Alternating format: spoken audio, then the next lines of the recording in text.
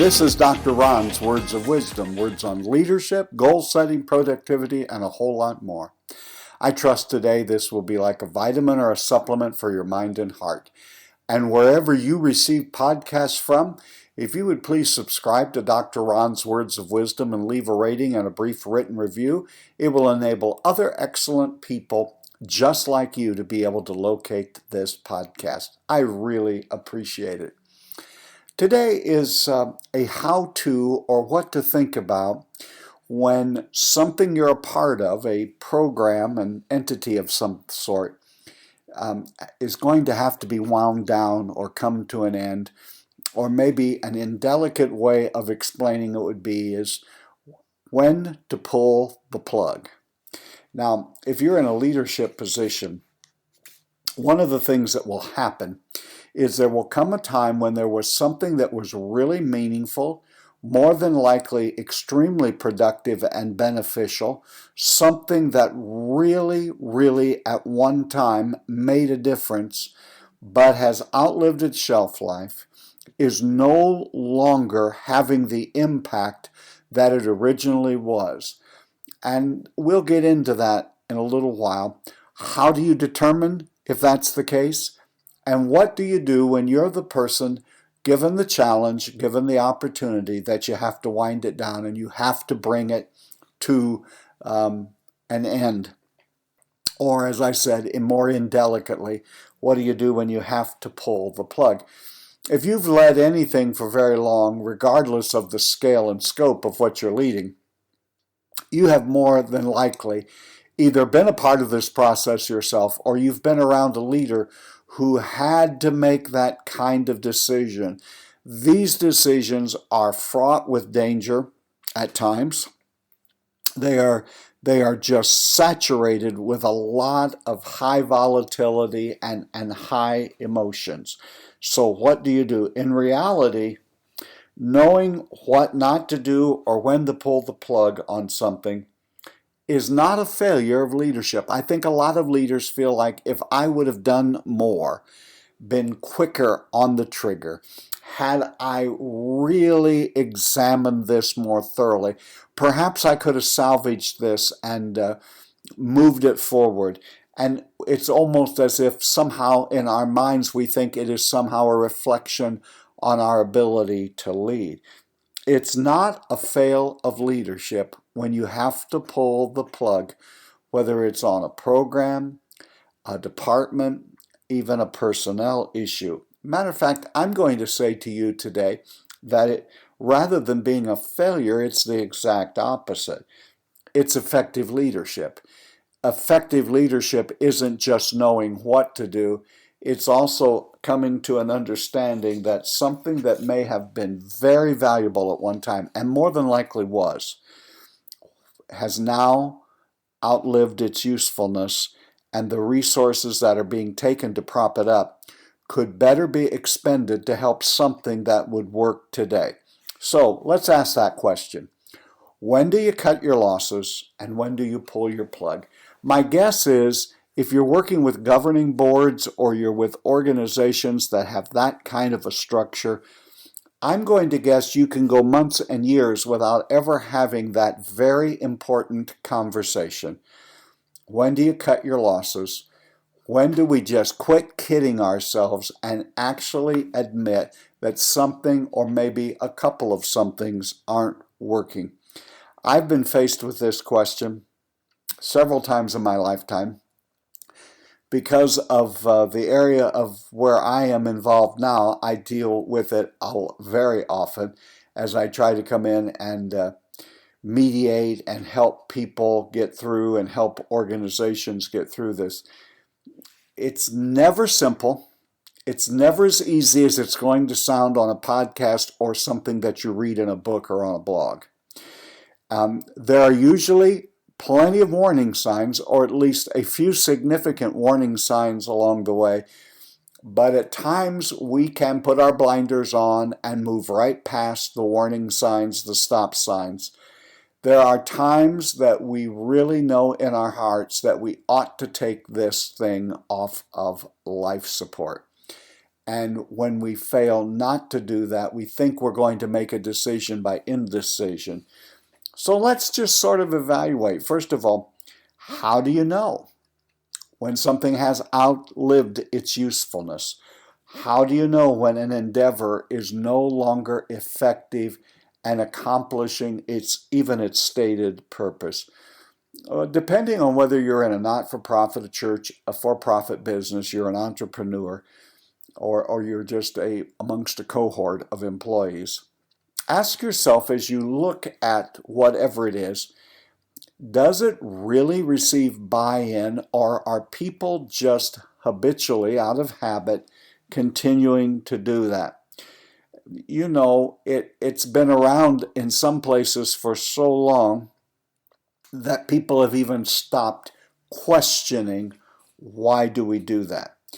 And I realize in certain places it becomes problematic because it's wrapped up in relationships. It was someone's idea. In not-for-profits, it was somebody's grandpa or grandma's idea. It is something that we trumpeted down through the years as being very effective, and it's lost its effectiveness. Just ask yourself, are our constituents buying into this? Is it doing what it was intended to do and what we say it intends to do?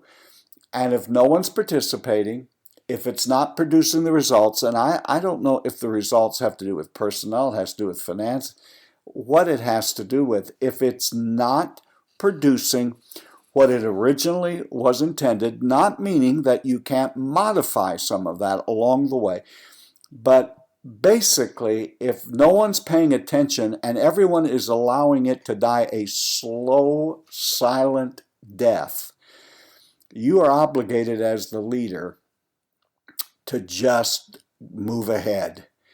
Now, a lot of times when I come in, I am sort of the last resort in my organization, and people think I'm coming in to close it down. And I continually tell them, I'm not a murderer, I'm a mortician. I didn't kill this. I'm just here to assist you with doing the funeral. A lot of things are already dead. We're just trying to smile and say hello to it as if it were alive. So one of your first cues, leader, is no one in your organization has any buy-in. They have no skin in the game. They're not really all that invested in this particular item. Another thing to check that will let you know whether it's time to pull the plug, besides buy-in, is there's no momentum. If it was something that we started with an express purpose, and it was promoted, and there was a time when people were highly motivated, and it really helped with results. But now it feels like we're just merely spinning our wheels. It doesn't feel like any progress is being made. Nothing productive. Like the wheels have gone off. It just is a chore to even get it to move at all. You're not there to force square pegs into round holes. And if your people are not buying into it, they've already voted on what you should do. If there's no momentum, here's what happens. When you get momentum behind something, it becomes almost an unstoppable force. But when it comes to a dead stop, it takes so much time and energy to get it moving. I think a third thing you need to check is the lagging results. They're called lagging results because they always lag. They are this certain action, certain thing that we're doing, certain program, certain whatever it is. We don't just do it so that we can expend some effort somewhere. We're doing it because we believe it's going to bring us results. And unfortunately, if you're only going to measure by the lagging results, you will always be behind the curve because you won't know the lagging results for some time. But if there's no buy-in and no momentum, it won't be long till the lagging results will also tell you it's not working. If the particular sales plan that you have was meant to bring a certain amount of sales in and there's no momentum, no buy-in, it won't be long until the bottom line will also reflect that it's not working. No enthusiasm would be another. For something to work, there has to be someone really invested in it. And the problem is you can only invest people so long with money. Money isn't as strong of a motivator as we have a tendency to think. And so, is there any pizzazz, buzz? Does it really just turn people to the fact that this is something I want to be involved with? I'm so proud of this program, this new product, this new endeavor. And if there's no buzz, no momentum, no buy-in, it won't be long until the lagging results will read like an EKG going south. I think one of the other things is if the original people who created it are still the only ones excited about it and it's gone on for a while and they're not getting anyone new involved in it, I think that is a warning bell that you ignore at your own peril. The question I usually get asked is, for it's easier oftentimes for me to come in as an outsider and immediately see that problem for lots of reasons. I don't live there, so I don't come in with any expectations. I'm not related to anybody in that organization. I have no emotional connection to them. So I've had leaders say, okay, you can see this, but how am I going to handle it? Because I don't think anyone else in my organization sees it. What do? I think you have to bring people along on the journey.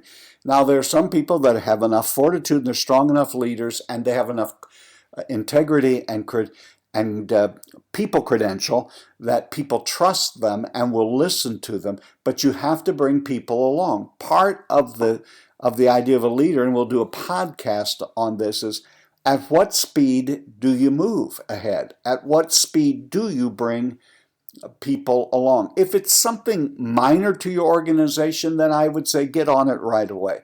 If this is something major and some stakeholders are vested in it, I think you have to talk to them privately. I think you have to present a white paper with the data on it and what has happened and how it used to be and it's not. And then I think you just have to remind people that you are there not just to cheerlead, as important as that is, but you're there to share the facts of what in fact is going away. But one thing that you can do is you can either invite a mentor, a coach, someone in your organization who is not into the day-by-day operations, and just tell your stakeholders and your leaders, this is how the outsider viewed it when he listened to us, when she walked through our plant, when she came through our facility. And oftentimes, you can really learn a lot by letting an outsider tell you what their impressions are and what they think. I think regardless of whether you work in a company, you're an entrepreneur, or you work in a volunteer organization, hopefully by this time you are trying to build a team around you and trust the team. Listen to the team. Ask the team. Tell the team what you're thinking. Here's how I'm seeing it. Does it look this way to you? Now, there are times in nearly everywhere where everyone knows that something must be done, that we cannot go on the way we are. And a lot of times these are painful. I have been involved in my leadership in a couple of these significant events that people were emotionally vested in, but it had lost momentum. There was little to any buy-in. The lagging results were in. There was no buzz. The present generation was not buying into it, and we had to take them through the process. I'm not trying to say to you that there is a way to do this without there being any pain for the leader. If you're a leader, you're going to experience some pain. But let's not use one quite as enormous as what I just described. But there are a lot of smaller ones where you can make the decision much more quickly. It may not have as wide of a knowledge of what's going on, but you'll begin to hone your skills on, is it time to move on from this program, this particular thing that we're doing?